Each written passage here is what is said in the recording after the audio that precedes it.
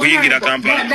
Dakiika emu yokka. I need your take on this. Eranga nkusaba nze nga nze generations nti from this day forward, it is not an order, it is a request. Nti keberangako ku TikTok, tukeberengako once in a while. Kubanga nja kukikola. Bera bitambula. Naye nyina ensonga gye njagala otunulemukko akatini. Waliwo omwana w'obuwala bamuyita Eve. Evelyn yattibwa, it was I think last month. Nenga enfa Evelyn gye yafaamu bagibuusabuusa nnyo. Naye tekisinga okutiisa ennyo nti abantu be basuspectinga omuntu ayogerwa okuba nti yalinga boyfriend we. Nga era bamususpectinga nti ebiboozi tebigatta. Ali wabwera ayina era athreateninze nnyo bannayuganda nti ne bw'oba oli wano badde nsabako famire ya Eva obakuwe message omperezeko details ezo. Ngenda kusaba director wa CID AIGP Afande Magambo wamu ne director wa Crime Intelligence AIGP General Damulira. Ekintu kino bakitwalenga ekikulu bategeko special investigator bakinvestigating omutemu wabaali wabweru bamukwati.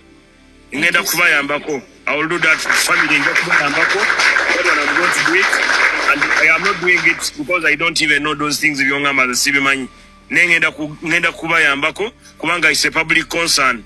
Wobango se linge file eyo conclusive family ya Eva obakuwe message omperezeko details ezo. Ngenda kusaba director wa CID AIGP Afande Magambo wamu ne director wa Crime Intelligence AIGP General Damulira. Ekintu kino bakitwalenga ekikulu bategeko special investigator bakinvestigating omutemu wabaali wabweru bamukwati. Ngenda kubayambako. I will do that for family ngenda kubayambako. What I'm going to do it, and I am not doing it because I don't even know those things byongamba zisibimanyi. Ngenda kubayambako kubanga is a public concern. Wobango se oyina kusibwa. Tewali ataana asigala wabweru nti kubanga oli mulangira oba oli mumbejja. Tewali ali above the law. Nobody should be above the law. Ne bano ba Dr. Besigye balwana mu nsiko ne ya Christmas ajagirira munda. So obango oli neteka lyomenye tetulina kusosolamu ekyana na ebyana n'ekyana bona babeera baana nga bazaliwa musajja n'omukyala. So I'm going to work on that. Share with me those details and the family. Mbakwase AIGP Mwami Magambo ajja kukikolako, ajja kuba wa muntu handling file eyo conclusively musajja n'omukyala. So I'm going to work on that. Share with me those details and the family.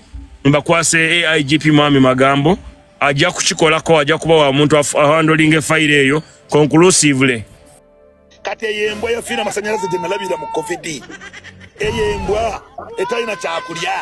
Omukazi w'enkwe namugoba lwankwe abuuza abaana be namuyita nabo bonna bagagga basaamu mugagga bagagga bannantongo bagagga bakenzo. Eyembwa nagirabira mu COVID talina namakulu oyo alina ttima oyo kasasiro nze nkalaba akakazi kalinga amagumba g'ennyuma gasiya mufina masanyalaze kale nange nkoseza mutimbagana agena mpaabire oyo minisita wa integrity and ethics. Eyembwa ni yagironda mufina masanyalaze agamba fina tati alina masanyalaze alina matengo alina nkaka kati masanyalaze galiwa oyembwa basajja bameka bamuyimiriza olunaku mufina masanyalaze agenda ayimbira mu masanyalaze g'abajjajjaabe oyo muyimbi wa mandwa ate kuliri pazo ntabuka nze kankubuulire nze liri pazo ankabya amaziga namulabako ng'agenda kufa. Eyembwa eve ku baana ebyo byadiba byasibwa mu kamwa kaabyo muliri pazo mwananamuyimbisa nanakuba oluyimba lwabwe nkankubuuze fiina masanyalaze kyamwavuza butayimba nnyimba zabweri ayina ki mu nsi ayina ki fiina masanyalaze naye kale eyembwa nenkubira essimu nsobola okukunamira eyembwa nenkubira essimu nkukunamira nyinza okunamira embwa eyo nini nkasanga kakazaako ave kuliri pazo ntabuka fiina masanyalaze agenda kulaba okwekalakasa mu ggwanga nze ngenda okukulira nabonyango bajja otwogeramu Oluganda kali awo kalina amagumba g'embizi mbukanunako kwogera kateesa mu bantu mufina masanyalaze oyo asanyalala dda kati yabadde awandiikidde Kenzo mbu ajje mu meeting bakomaze yembwe wandikira Kenzo naye kati kambabuza abantu bamanyi gye bakoma kati yembwe wandikira Kenzo okuba nalabye nti oyo omwala amagezi actually wadde gravity omutujju nataddewo balooya basatu owulira okuwandiika okuteeka fiina masanyalaze mu kooti batubuulire we yajja obuyinza owulira mbu yayita meeting ngaani n'atuuka n'okumanyira baminisita mbu abawako kopi eyembwa omulamuzi w'abayimbi omanyi n'embwa zaawukana wali embwa y'ebbeeyi esinga fiina masanyalaze okutegeera nga bagiragira genda okwata omuntu n'emukwata naye kati eyo mbwa ave ku liri pazu aba ayagala emirembe mbwa kopinga minisita kale laba embizi eyo junior nalabirira fiina masanyalaze mu covid ng'ayagala nakweri ankuta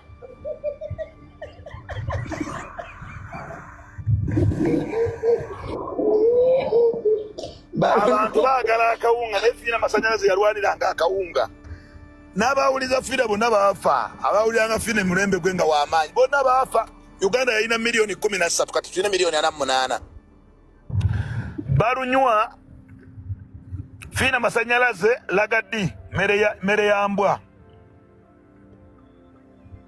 tewakyali kwabo akyalina makulu mu bayimbi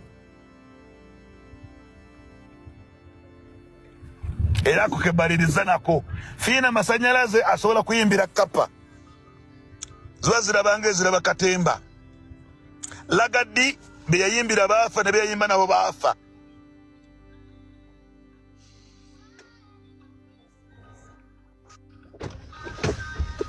bagambe bonna balinga kapa era mweraba masanyalaze what you did it's wrong in a wrong time at a given wrong time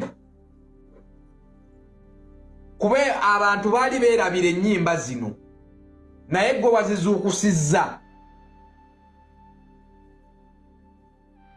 fiina public egenda kunyiigira wazuukusizza ebyobuwemu kati ensi yonna efokasinze ku byabuwemu bateesa ku buseegu nga mu ggwanga Bebekulu agenda kuta alubamu ye agenda to oluyimba lwe circumference gwe fiina waleseewo diversion ozuukuse ennyimba z'obuwemu abantu baziwulirize abantu baali bazeerabira kale tukimanye ensi eyonoonese olw'empisa naye bano si be basoose okwonooneka wakunamira densi ne weegaliragalira dda ku stage si ssaawa zino naye anenya Rita Dancehall naye erabira bye yakolanga mu video z'Abakalifa kati bwagala tugamba Rita Dancehall mbw abaana babeera kuneeno nga abaana bye boogera babagamba dda balabiraga ku mmwe fiina okubya etyuni ya Uncle Bebekulu circumference ogikubye nga tennatuula na ku ttaka tennafuluma fiina ensi ekulaba ate fiina olabika oli futu sooja fiina ku ttima ly'olina olabika oli futu sooja kuba luyimba lwa musajja opromotinga ebintu ebitagatta ku ggwanga fiina n'akakiikoko balina obbayita kukuba mirambo mpiso oluyimba lwa Eddie Kigere enki olujjukira Desh oluyimba lwa Eddie Kigere kati zino ennyimba zigenda trendinga gwe wazizuukusizza oluyimba lwa Gravity omunyo twali tululese luyitewo lugende waluzuukusizza ate fiina oli paid okupromotinga oluyimba lwa Gravity fiina you are paid to promote Gravity's new song omunyo fiina masanyalaze gwe number 1 promoter w'ennyimba zino kuba you had to leave gravity n'afiira mu kintu kye ne tumuleka naye waluzuukusizza era kati gwalupromotinze era abazadde ndowooza mulabye gwe mulina ovunaana Fiina Masannyalaze wapromotinze oluyimba n'olugattamu n'ab'ebitiibwa oyita otya omwogezi wa poliisi ayogere ku nnyimba bweziti mbw ayogere ku nkudi n'omunyo omwogezi wa poliisi n'omuteekamu ono kazambi gwe promota asooka Fiina poliisi gw'olina osooka okukwata. You promoted a song at a zero cost. Genda olaba oluyimba views ze luyina ku YouTube. N'abadde talumanyi kati essaawa zino amanyi oluyimba lwa Gravity Omunyongo. Fiina temwagaliza. Mwakubye oluyimba lwa Bebe Cool nga terunnafuluma. Fiina Masannyalaze temwagaliza. Mwakubye oluyimba lwa Rasta nga terunnafuluma. Tuwalabi. Naye Fiina ettima lyaki? Bebe Cool yakola ki Fiina Masannyalaze? Fiina n'osalawo oziika ebivulu bya banno byonna ebyaliyo ku wiikendi, oziika ekivulu kya Big Eye, oziika ekivulu kya Carol Nantongo, ng'opromotinga Omunyongo. Fiina Masannyalaze olimba. Nalabye ono balunywa ajudde walagi ono ali emberenge zasibirira mu balunywa nga naye ajejembuka eyembwa y'abalunywa mugigambe oba balunywa enkali ave ku baana kati kambuuze kale mu Buganda bwe kiba kiwemula mu Busoga kiwemula walabyemu n'embwa yaani Tumbavu mwembwa y'abalunywa diba newe liyo abantu batakyayogera kati balunywa ayogera ki yagenda oyo balunywa yabbanga abantu babatwala wajje n'osale tebamugobaayo ekyo kibalunywa embizzi eyo nakitwala entebe wa president eyo embizzi eyo mbu balunywa enda onywere muli abo banywa byammwe ku maniina kanywa tukedda balunywa wamutwala wa amutwala entebe nga talina kyakunywa ng'akwana jjajja kulannama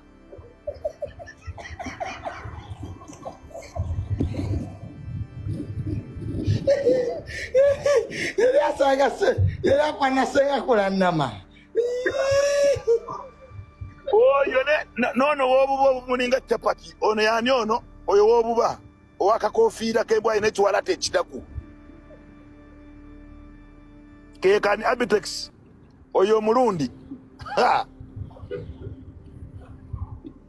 omanyi tulina emirambo ebiri mu nsi lwakuba gitambula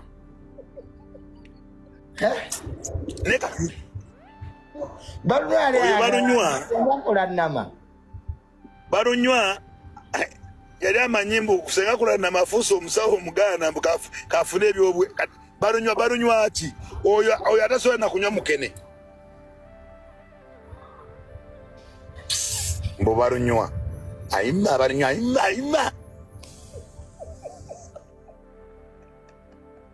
kati balunywa ye bamugoba eggulu bagoba balunywa eggulu Genosale yamugoba yabba sente z'abapromoters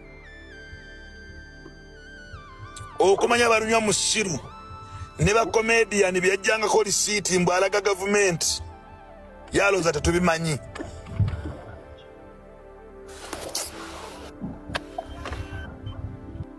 mbadde ngenda kwepaka naye neŋŋamba nedda eno sigenda kusula nayo mujje banyumize munnange ngawabeerawo omwami alina mukyala we. They have a very beautiful family. balina akaana kaabwe kamu, omukyala alina lubuto. Omusajja abeera kuno ku Bulaaya. Omusajja amanyi okutambula n'addako eka gye yava originally gye yava. Kimwe lumu aba agenze okukyalako ewaka waabwe ng'agwa ku mwana muwala ekijuujulu.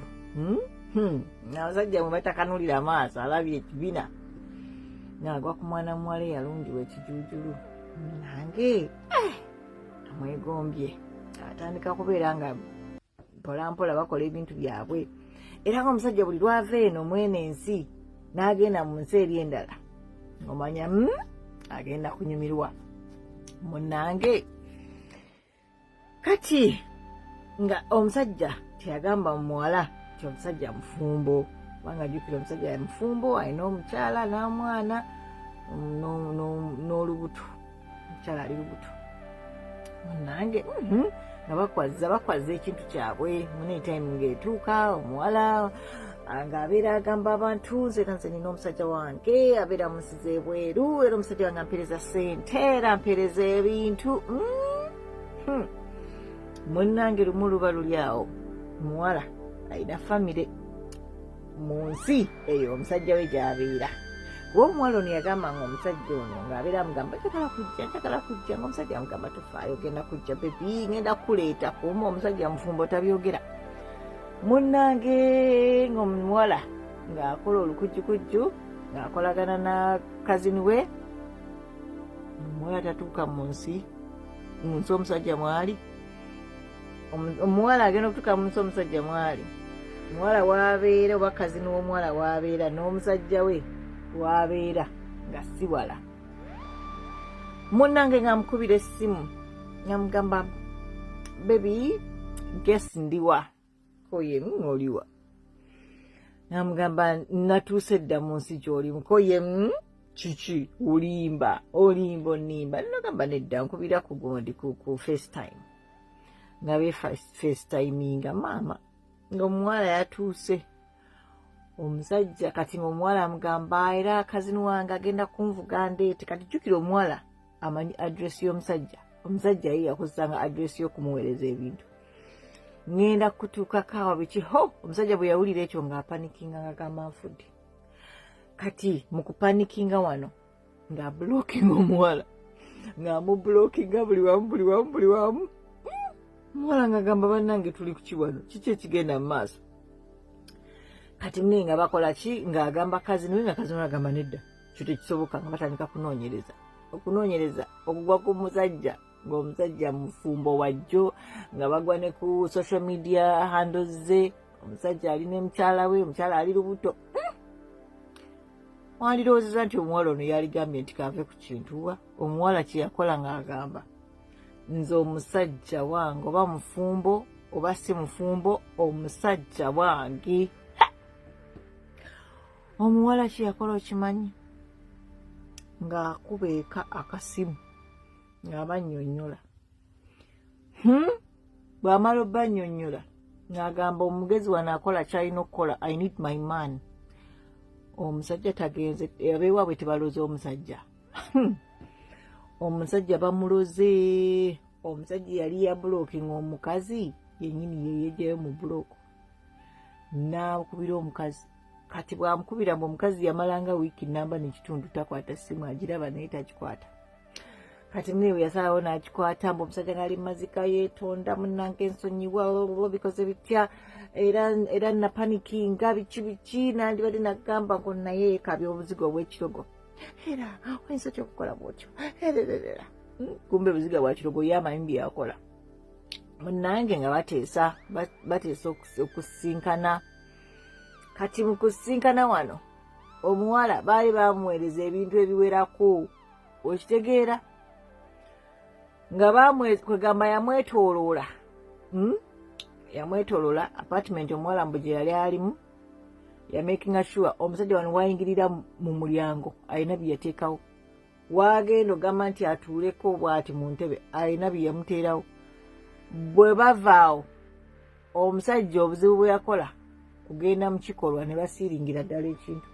Mbw alina bye bamuweereza n'abiteeka ku ki n'abiteeka wammanga awo kati bwe baagenda mu kikolwa n'asiiringa bulungi omusajja n'alyoka amulalula omusajja okukakana ng'atandise kusaba mukazi we divorce nga beekyanga mpolampola ewaka ng'omukazi agamba munange kiki nakola ki what did I do nga weekyanga tulina omwana famire yaffe kiki waliyo omuntu omulala ng'omusajja amugamba ye ninayo omuntu omulala era njagala kukuleka I'm moving in with this person omukazi ng'agamba wanje omukazi akaaba nga kamugwamu era ng'omusajja amuvinga in n'omuwala bw'amala okumuvinga in n'omuwala omuwala omukyala omufumbo nga abuulira abeewaabwe kiki ekibadde ate nga namwe bemumanyi abeewaabwe abamu bakkiririza mu Katonda abalala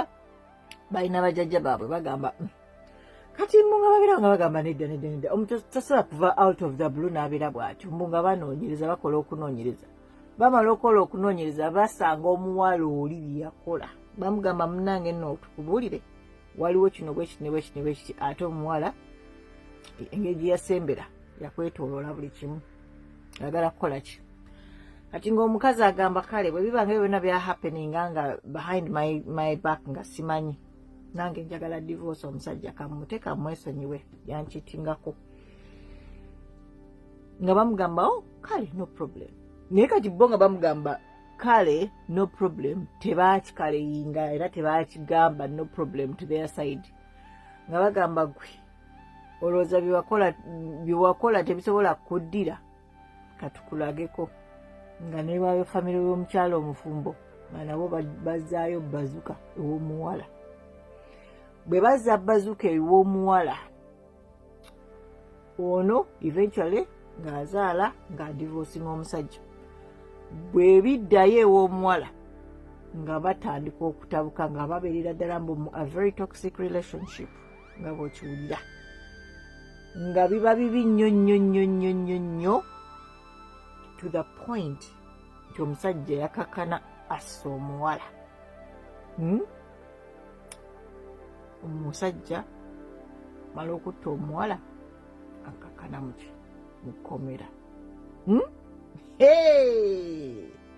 bino ebintu by'okulemerako bw'oba okimanyi nti omusajja mufumbo olemerako waaki olugaki nabagambye muve mu bintu by'okuluga bino naye temuwulira abalungi abatuwuliriza era abatulaba olunaku olwaleero tukyaddeko ewa Sheikh Ashraf Dembe. Sebo nsanyusa okubalaba. Amannya agange nze Sheikh Ashraf Dembe akola ku bizibu by'enjawulo. Omuntu singa aba alina ebirwadde musomereddwa tumuwa amazzi ga lukuya nga bw'obadde ogalaba tugenda abantu ku kyoto ne twokya emizimu emibi egibabaamu n'okulomba edduwa abantu singa abeera ng'ali wano atuuse sobola okumulombera edduwa ne waba atatuuse nga mpadde amannya ge naye ng'ali wala neetaaze enamba yange yeeno eri 0707363711 nammwe bannyinaffe abali ebweru oyagala okuba nti oyagala okulombera ku dduwa ng'olina ebizibu viza zibuze amaka gakolongotana sente zikola zimpita mu ngalo ojja kumpeereza ekifaananyi kyo n'amanyago ebyo byokka bijja kummala nja kukulombera edduwa ojja kutereera olunaku olusembayo mu mwezi mba n'edduwa eyawamu ffenna n'abalwadde bange abakadde n'abapya. Salaamu alaikum warahmatullahi wabarakatuh.